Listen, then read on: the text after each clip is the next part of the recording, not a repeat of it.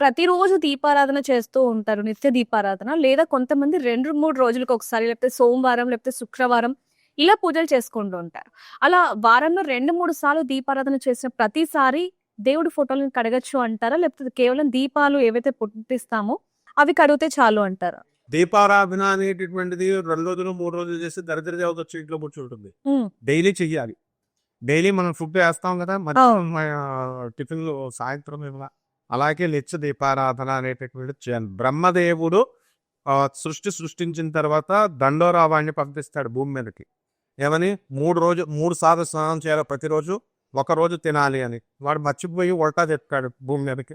3 సార్లు తినండి, 1 సారి స్నానం చేయండి అని. అలాగే రూల్స్ మనకి దేవుణ్ణి ప్రతిరోజు ఎప్పుడైతే దీపారాధన చెయ్యలేదో దరిద్ర దేవత నోరబొచ్చి చేస్తుంది. అందులో డౌటే లేదు. కాబట్టి ఫోటోలు ప్రతిరోజు కడగాల్సినటువంటి అవసరం లేదు. మనము ఆ పైన ధూళి పట్టి ఇవన్నీ పడతాయి కాబట్టి శుభ్రత చేస్తాం. కాబట్టి వారంలో ఒక 2 రోజులు మనము చేసుకున్నట్లయితే సరిపోతుంది. అండ్ వీకెండ్ కూడా ఇదివరకు ఏం చేసేవారు, వీకెండ్కి రోజుల్లో చేసేవారు ఆదివారం వస్తే. ఇప్పుడు వీకెండ్ రోజులు ఎక్కడ దొరుకుతున్నారు మేము? శుక్రవారం అయిపోయేసరికి ఫోన్ స్విచ్ ఆఫ్.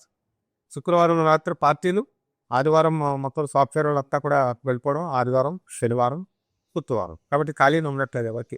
అందువలన ఏంటంటే మనం ఖాళీ తీసుకొని కనీసం వారంలో ఒక్కసారైనా శుభ్రం చేయాలి. లేకపోతే మనము మర్చిపోతాం. ఆ ఫోటోలో ఏ దేవుళ్ళు ఉన్నాయో ఆ ఫోటో మనలో కూడా మర్చిపోతాం.